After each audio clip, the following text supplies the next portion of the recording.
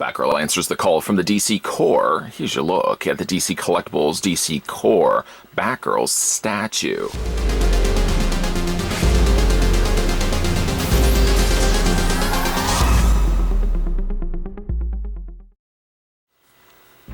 Straight out of Gotham City, Barbara Gordon is the latest addition to the DC Core line. Sculpted by Sam Greenwell, this brand new statue featuring the Batgirl of Burnside costume stands ready for battle on a cell phone base. Fans who want to save Gotham and have a great time doing it, this statue is for you. DC Core is a line of 9-inch premium PVC statues that appeals to fans of DC and its core characters.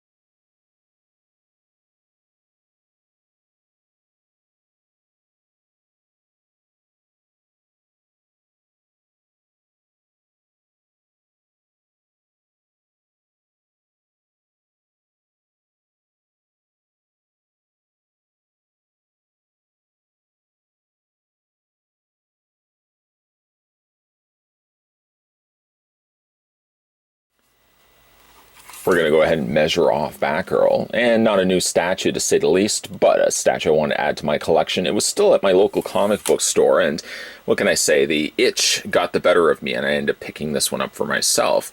The statue stands 9.5 inches in height, and switching that over to centimeters, we'll go ahead and do that right now. 24.1. Oh, it was almost 24. Not quite slim. You're looking at 24.1 centimeters in height. DC Core's Batgirl statue requires little to no assembly, although there is one thing that you do have to assemble when you get this out of the packaging. She does come included with her trusty Batgirl Batarang, a nice sculpt first, and I love the splendid yellow that they've added to this. Not the best way to describe yellow, I admittingly admit, but splendid to say the least. You can even see how the Batarang would fold open.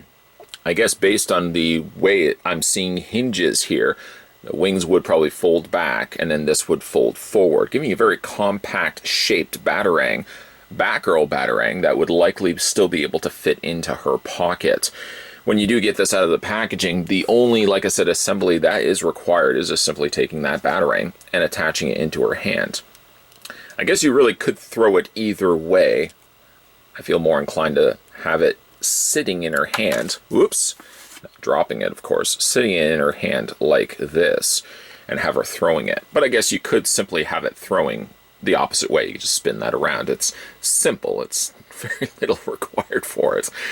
Having a look at the figure's display stand, I think after all that's said and done, I actually might even just take the Batarang out, because I know the way I'm tipping the statue, oh, you bet your bottom dollar that's going to be falling out onto the floor, and I don't want that. I have enough stuff that falls onto the floor.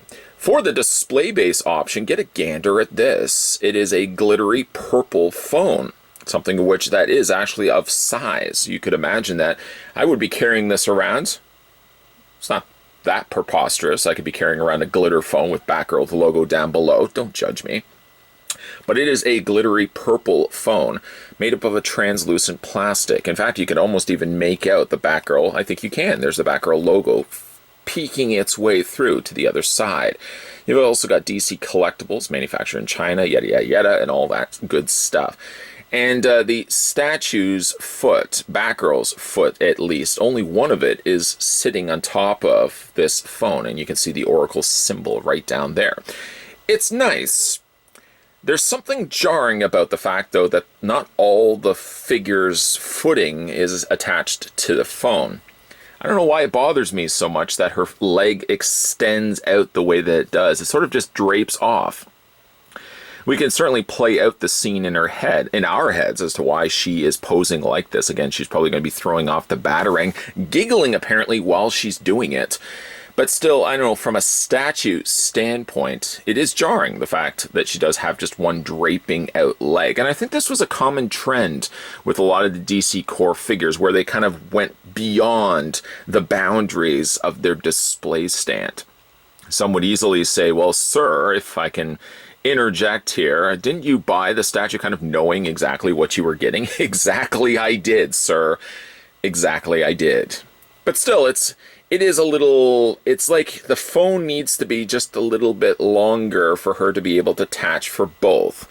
Unless you own the new Samsung Galaxy 12, which we're now into the future, which is about the size of a small toaster.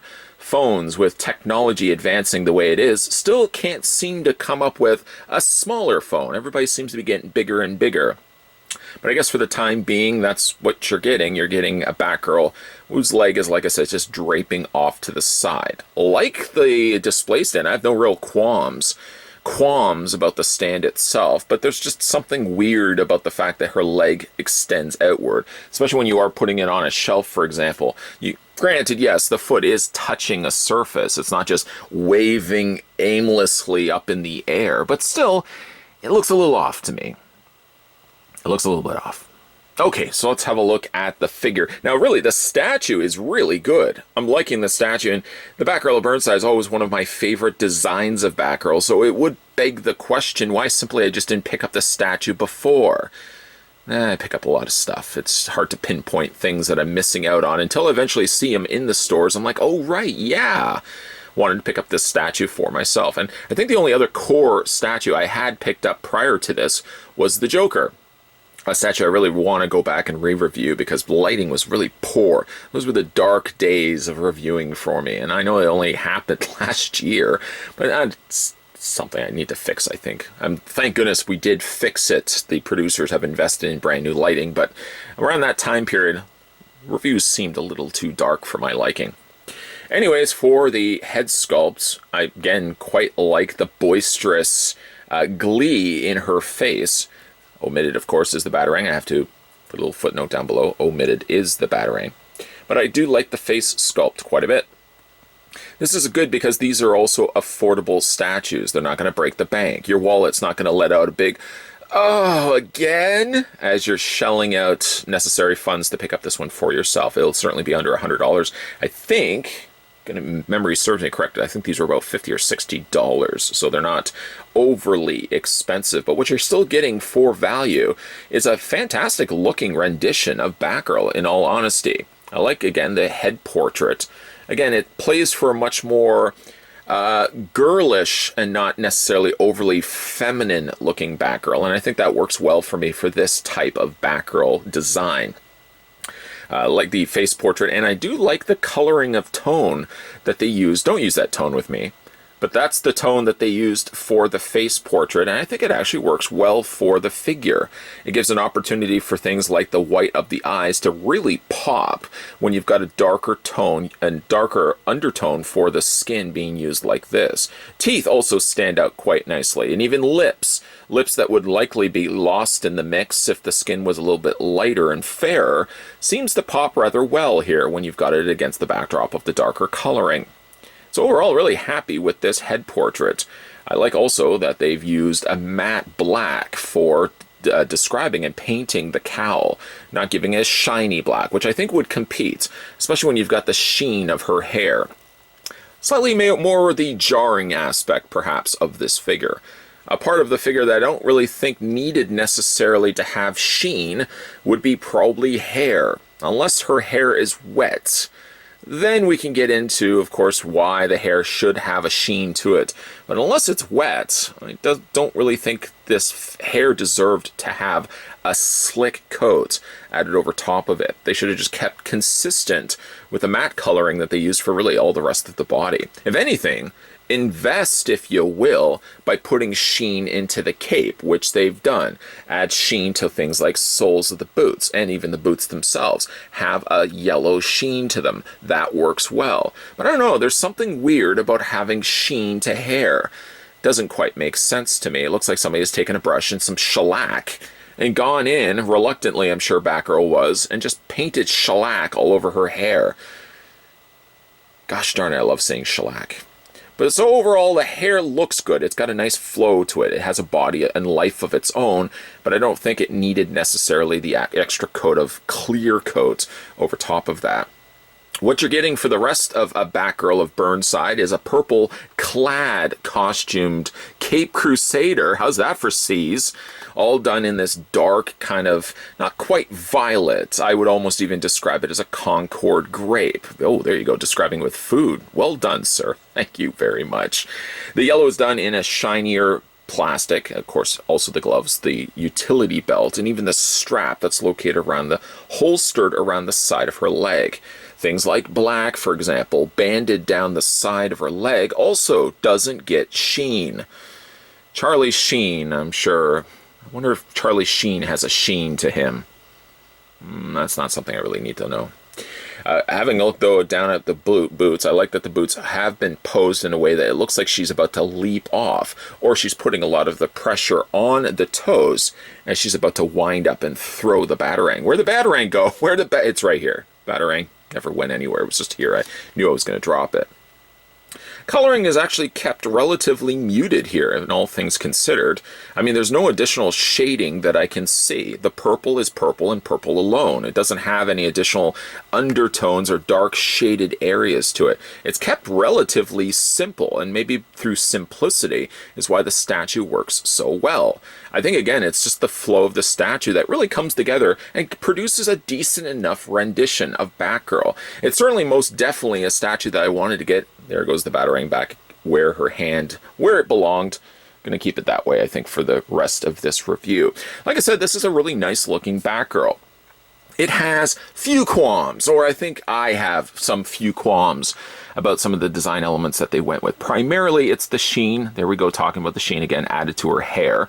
And the off-footing from her display stand, which is that cell phone. It, I guess, works the more I look at it. I mean, if they were to bring the leg inward and try to do their best to fit everything onto the stand, then it would look like she's crunched for space. Here, she's kind of breaking out from the confines of the display stand, so I guess maybe as it goes from that standpoint, it works rather well. Of course, when you get a Batgirl of Burnside, I find more times than not, they're successful outings. And DC Corps' version of Batgirl definitely, I think, is also a very successful statue of Batgirl.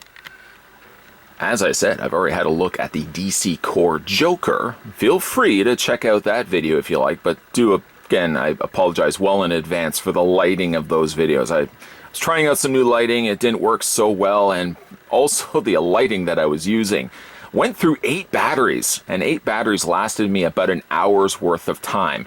I quickly abandoned that, so very quickly abandoned that, and instead went with a more favorable LED light, which now lights up the studio, if you want to describe it that, for all the reviews that you're seeing now and moving forward.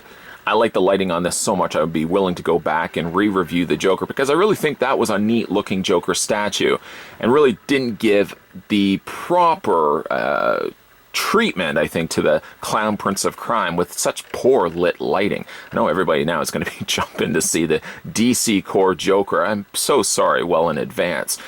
As for DC Corps Batgirl, though, this was again one that was on my list for a long period of time. It is rather interesting, though, on the side of the box. Here, we'll go ahead and switch the box. There we go, right there. On the side of the box, actually, is depicted a rather shinier, let me just move that out of the way, there we go, a rather shinier looking version of Batgirl. I kind of actually think that I would have preferred this look on the left rather than what we ended up getting here. Don't get me wrong. I like the look of the statue very much, but I'm kind of digging the fact that they gave her a darker hairstyle, and even like the cowl is also a shinier black plastic, using a little bit of that sheen. There we go, talking about Charlie again. that doesn't really make any bit of an appearance on the actual release of Batgirl, other than her hair. I don't know why it had to be on her hair, of all things. Still, though, I'm really happy that I picked this one up. I'm even more happier the fact that the comic book store actually had this in stock, that I didn't have to source out and pick this one up online and pay the ridiculous 1/3, it seems, the cost more of conversion if I ever pick up anything from a US seller. So I'm really, again, happy that I picked up this one for myself. Kind of a bit of a delayed review to get this one done, so apologies for that, old bean. But if you manage to pick up this one for yourself, let me know down below in the comments section what you guys think of the DC Core Batgirl. Or if you never picked this one up for yourself, maybe you had the available funds and you instead bought a roast chicken. I like roast chicken as well, so it's okay. But based on maybe this review and this review alone, let me know what you guys think down below of the DC Core Batgirl statue. I always like reading your comments. I always like also seeing new subscribers onto this channel. So if you are new to this channel, let me know down below. I'd like to just offer you a official welcome aboard to this channel page. Thank you for coming on board, and thank you for sticking around, kind of assuming well in advance you're going to be sticking around for future videos that are coming onto this channel. But the key is, make sure you hit that subscribe button down below, and why not swing on over to Burnside, the next door neighbor, and hit that bell notification. That will guarantee that when new videos are coming onto this channel, you'll never miss out. And you certainly don't want to be missing out. There's going to be a whole lot of cool stuff coming onto this channel in upcoming videos. I can't tell you what it is, though. I'm sorry. It's my secret. I have to keep it. But you'll know soon enough. So hit that bell notification, and then that when new videos are coming onto this channel, like I said, you'll never miss out. As always, guys, thanks for watching, and I'll see you guys next time.